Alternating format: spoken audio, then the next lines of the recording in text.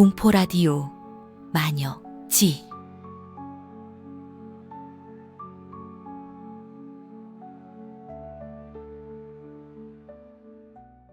안녕하세요.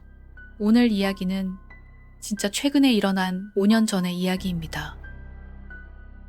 사연자님이 군 복무를 하기 전 20대 초반에 겪은 이야기인데요. 사고가 있었던 집임을 알고도 너무 마음에 들어서 선택한 집에서 겪게 된 오싹한 경험담을 재구성한 공포 실화입니다. 이야기 시작하겠습니다. 어릴 때부터 난 여느 사내녀들이랑은 좀 달랐어. 초등학교 때부터 하루에 샤워를 2번씩 했을 정도니까.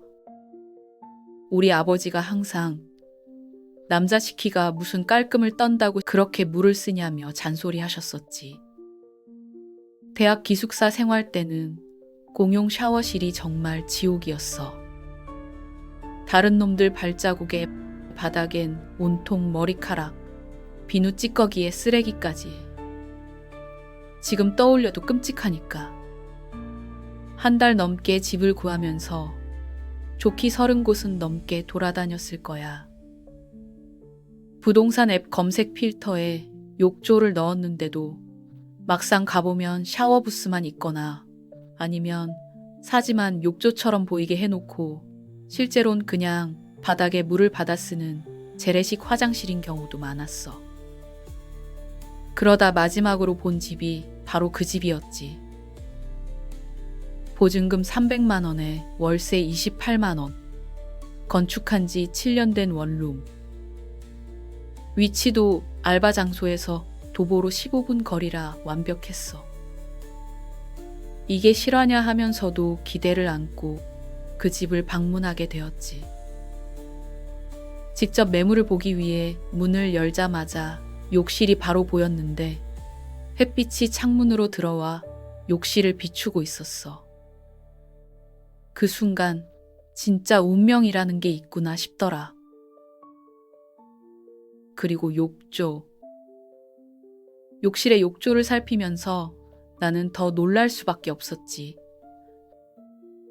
저렴한 원룸 구조에서는 찾아보기 힘든 반신욕이 가능한 크기의 욕조였거든. 게다가 수압도 좋고 온수도 잘 나오고 타일도 때가 잘 타지 않고 청소가 용이한 대리석 느낌의 고급진 소재더라고. 욕실을 보면서 감탄하고 있는 나를 힐끗 보더니 부동산 아저씨가 설명하시더라. 이 집 주인이 원래 본인이 살려고 인테리어를 좀 신경 썼던 집일세. 근데 사정이 생겨서 임대로 내놓은 거라 마음에 들 걸세. 게다가 다른 집보다 보증금도 낮고 월세도 훨씬 저렴하니까 참 좋지 뭐. 그렇게 말을 하시면서도 뭔가 자신감이 없는 부동산 아저씨의 태도가 조금 미심쩍긴 했어. 하지만 내 머릿속엔 온통 이 집이라는 생각이 가득했었어. 내 예산으로는 꿈도 못 꿀 완벽한 조건이었으니까. 깨끗한 욕실에 샤워 부스와 욕조가 있고 낮은 보증금에 위치까지. 이런 조건에선 사기 계약만 아니라면 누구라도 계약하지 않겠어? 그럼에도 만족감에 매우 들떠있는 나와는 반대로 이상하리 많지 뭔가를 망설이던 부동산 아저씨가 계약하기 바로 직전까지 우물쭈물 거리시는 거야. 아저씨, 무슨 문제라도 있나요? 난 아까부터 아저씨의 마려운 강아지 같은 태도가 이제야 조금 신경이 쓰여서 물었지. 그러자 아저씨가 계약서를 손에 쥐고는 내 눈을 똑바로 보며 말씀하시더라고. 솔직히 얘기하면 이 집에 사연이 좀 있어.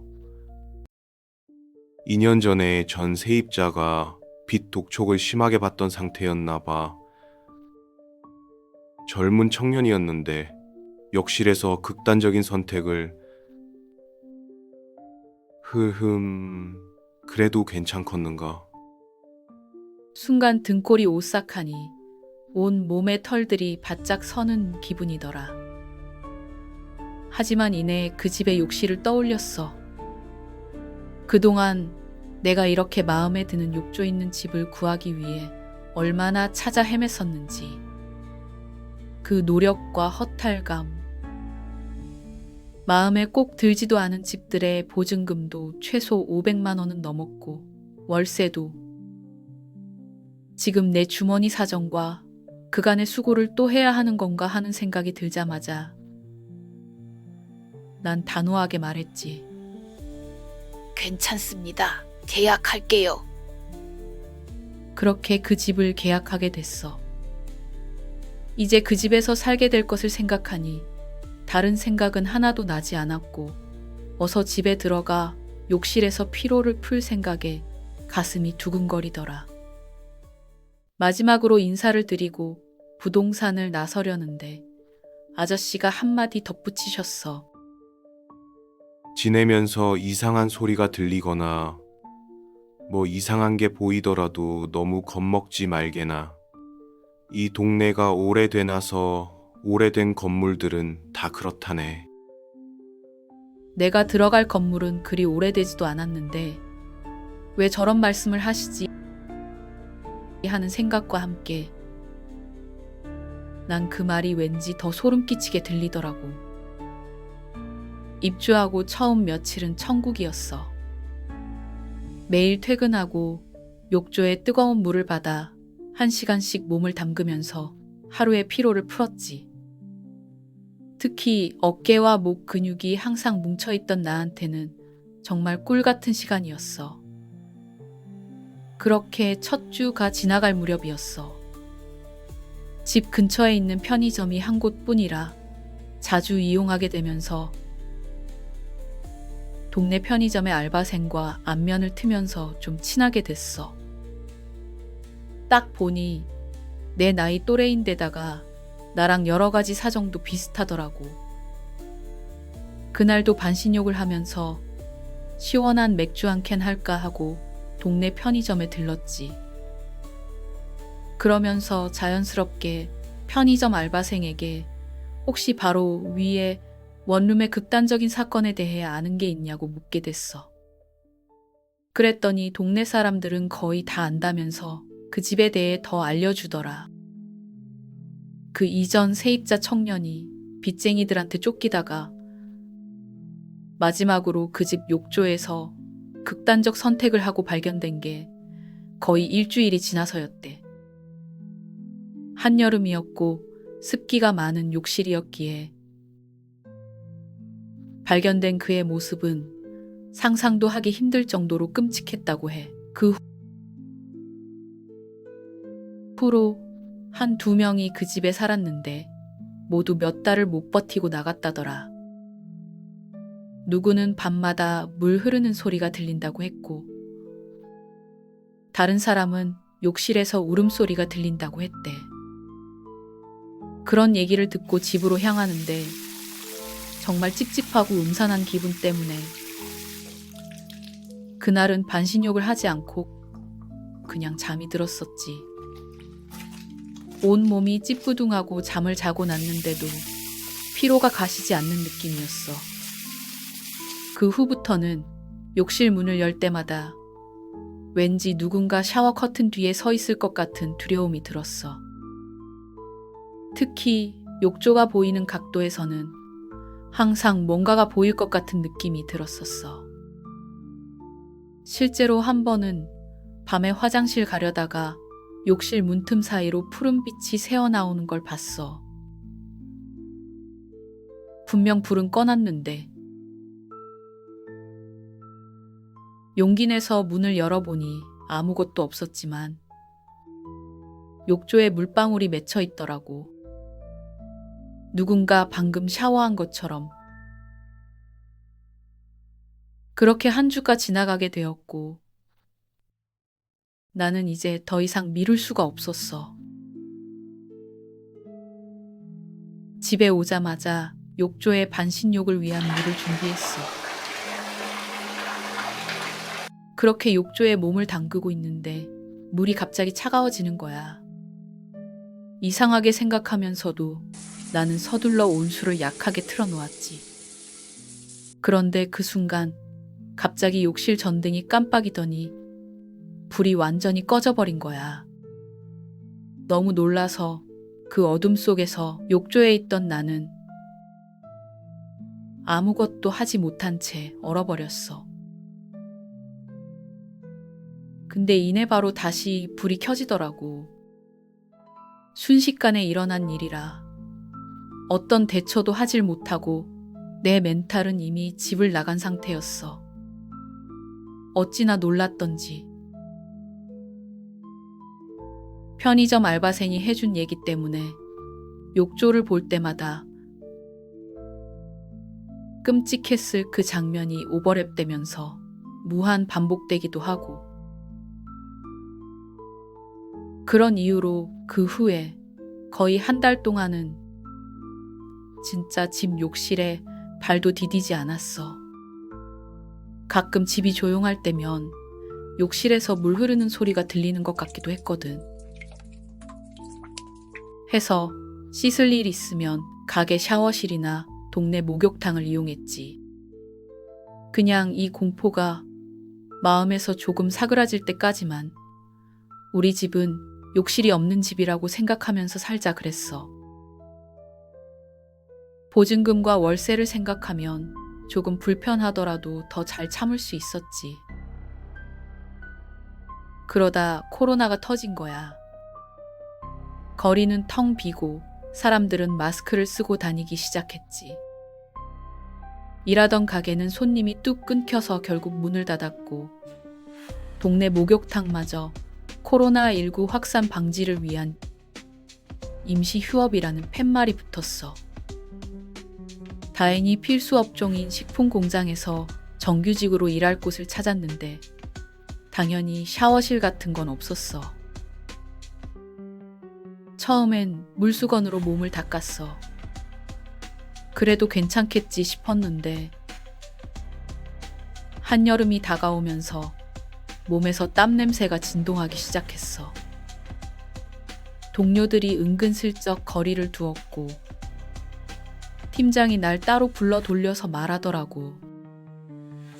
자네, 개 키우나? 개똥이 옷에 묻은 거 아닌가? 하하, 나도 강아지 좋아하네. 왜? 집에 도착할 때마다 욕실 문 앞에서 한참을 서서 고민했지. 들어갈까 말까. 결국 난 공포 앞에 무릎을 꿇었고 내 몸 냄새가 너무 심해져서 결국엔 길 가는 사람들까지 코를 막는 지경이 됐어. 그때 마침 뉴스에서 코로나 확진자가 목욕탕에서 나왔다는 소식이 들려왔고 집에서 씻는 것 외에는 다른 대안이 없었어.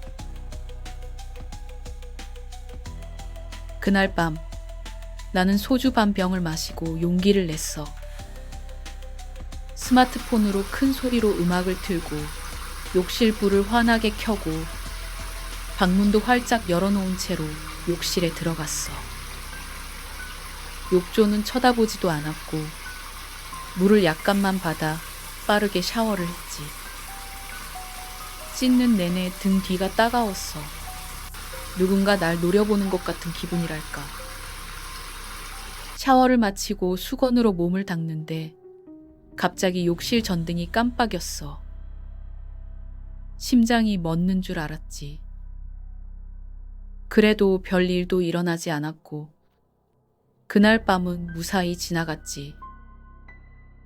다음 날도 그 다음 날도 똑같이 빠르게 샤워만 했어. 점점 뭐야, 별일 없네라는 생각이 들기 시작했어. 어쩌면 내 상상이 과했던 걸까? 그러면서 샤워 시간이 점점 길어졌고 마침내 용기를 내서 욕조에 물을 받아보기로 했어. 오랜만에 목욕할 생각에 그간의 무서웠던 기억은 잊고 마냥 행복했지. 욕조에 물을 채우는데 수도꼭지에서 처음엔 갈색 눈물이 나왔어. 1년 넘게 안 써서 그런가 싶었지. 물이 맑아질 때까지 틀어놓고 기다렸는데 순간 물이 붉은 빛을 띠는 것 같았어. 눈을 비비고 다시 보니 그냥 맑은 물이더라고. 물을 가득 채우고 조심스럽게 발을 담갔어. 물이 따뜻했고 피로가 풀리는 느낌이었지. 완전히 욕조에 몸을 담그고 나니 이거 괜찮네 라는 생각이 들었어. 원래 목욕을 좋아했던 나로서는 참 오랜만에 느끼는 행복이었지. 그런데 그 행복도 잠시.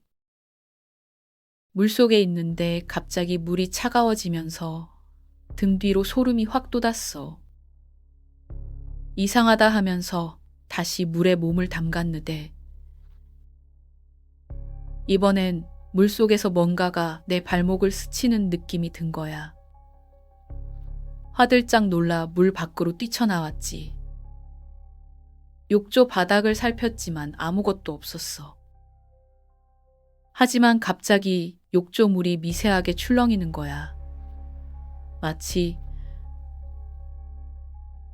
방금 전까지 누군가 안에 있다가 나온 것처럼. 계속 보고 있자니 그 일렁임도 멈추더라.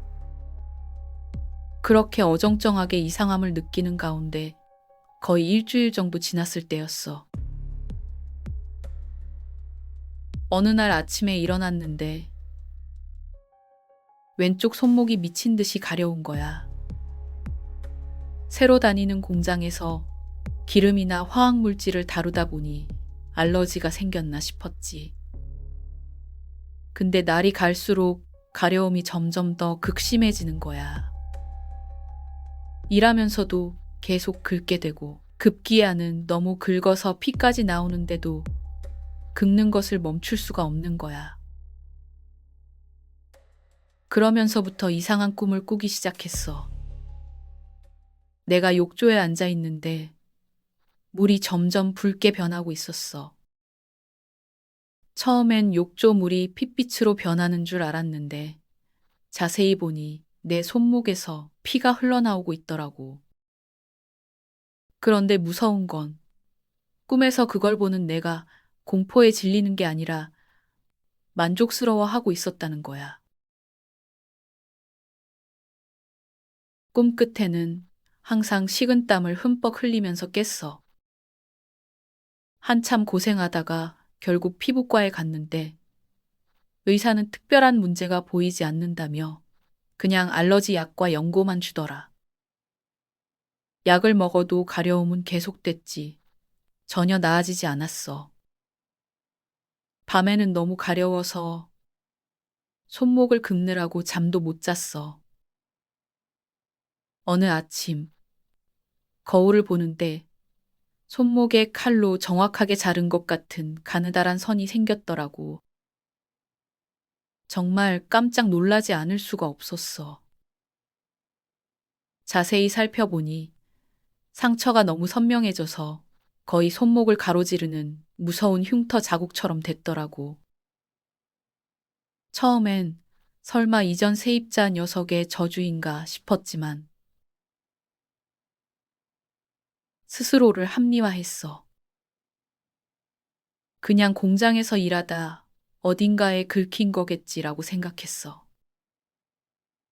그래도 무서워서 상처에 약을 바르고 붕대를 꽉 감아뒀지. 그날 새벽 3시 33분, 뭔가 이상한 느낌에 잠에서 깼어. 화장실에서 물 흐르는 소리가 들렸어. 분명 수도꼭지를 잠그고 잤는데 침대에서 일어나 조심스럽게 화장실 문 앞까지 갔는데 문틈 사이로 푸른 빛이 새어나왔어. 그리고 누군가 중얼거리는 소리. 다 내 놈 탓이야. 왜 여기 왔어? 이제 네 차례야. 용기를 내서 문을 확 열었는데 아무도 없었어. 수도꼭지도 잠겨 있었고. 그런데 거울에 뭔가 쓰여 있었어. 습기 찬 거울에 선명한 글씨. 순간 온몸에 소름이 돋았어. 다음 날 손목을 확인했는데 붕대에 피가 배어 나와 있는 거야.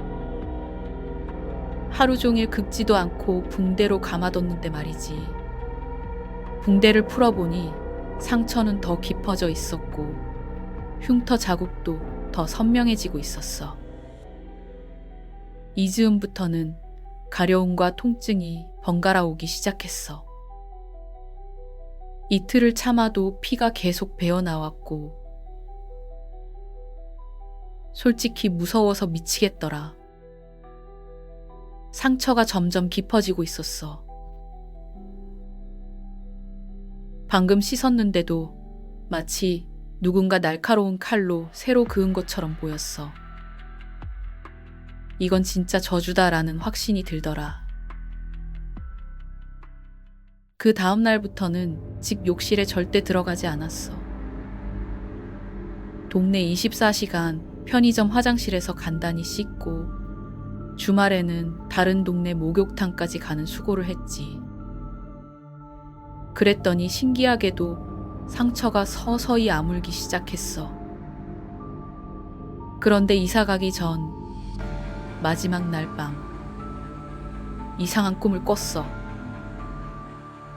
내가 욕실에 있는데 욕조에 앉아서 오른손에 녹슨 커터 칼을 들고 있었어. 왼쪽 손목을 자르려고 하는데 꿈속에서도 미친 듯이 저항했지. 내 의지와 상관없이 몸이 강제로 움직이는 느낌이었어. 마치 누군가 내 몸을 조종하는 것 같았어. 커터 칼날이 손목에 닿고 천천히 피가 배어 나왔어. 죽을 힘을 다해 커터 칼을 던져버렸어.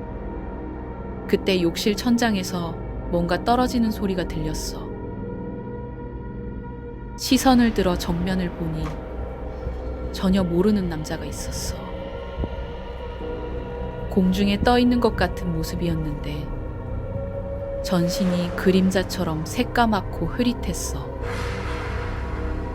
눈과 입만 겨우 보였지. 그 남자의 두 손이 내 머리까지 뻗어와서 꽉 잡았어. 으스러질 정도로 머리를 붙잡혀서 공포와 고통으로 의식이 흐릿해졌어. 그림자가 만면의 미소를 지으며 중얼거렸어. 조금만 더였는데 아깝이. 비명을 지르며 잠에서 깼는데 내가 욕실 타일 바닥에 쓰러져 있었어. 문은 열려 있었고 바닥엔 본 적 없는 붉은 갈색으로 녹슨 커터칼이 떨어져 있었어. 뺨에는 누군가 강하게 움켜쥔 듯한 손자국이 남아 있었고 손목에는 얕게 그어진 상처가 있었어. 진짜 칼날이 조금만 더 들어왔더라면 아찔하더라. 다음날 바로 짐을 싸서 친구네로 피신했어. 그 저주받은 집에는 발도 안 디뎠지. 계약금 일부를 포기하고 그냥 도망치듯 이사를 갔어. 시간이 지나면서 손목 상처도 완전히 나았어. 그런데 석 달 후에 충격적인 뉴스를 들었어. 트라우마도 어느 정도 극복했고 언제까지고 친구 집에서 신세를 지고 있을 수는 없어서 이전에 부동산 아저씨께 전화를 드렸지. 나를 금방 알아보시곤 잘 지내냐고 반가워하시더라고. 그리곤 뒤이어 하시는 말씀에 난 할 말을 잃고 말았어. 자네가 이사를 나가고 그 후에 또 젊은 청년이 이사를 들어왔네. 아, 그런데 그 청년이 말이야. 처음 세입자 청년처럼 그 집 욕조에서 손목을 긋고 극단적인 선택을 했지 뭔가. 쯧쯧쯧쯧. 아니, 젊은 청년이 뭘 그렇게. 부동산 아저씨가 계속 무슨 말씀을 하시긴 했는데 내 귀에는 더 이상 들리지 않았어. 내가 꿈에서 본 것과 똑같은 방식으로 그런 일이 일어났다는 생각에 꿈의 장면이 떠오르면서 소름이 돋았어. 그 집에는 뭔가가 있어. 그곳에 사는 사람들에게 같은 방식으로 죽음을 강요하는 어떤 존재가. 최근에 그 동네를 지나가다가 그 원룸 앞을 보니까 임대 문구가 붙어 있더라고. 월세가 23만 원으로 더 내려갔더라고. 잠깐. 근데 너 손목이 왜 이래? 손목에 그 붉은 자국 뭐야? 왜 자꾸 긁고 있어? 설마 너 최근에 저렴한 원룸으로 이사 갔다고 하지 않았어? 어디라고 했더라?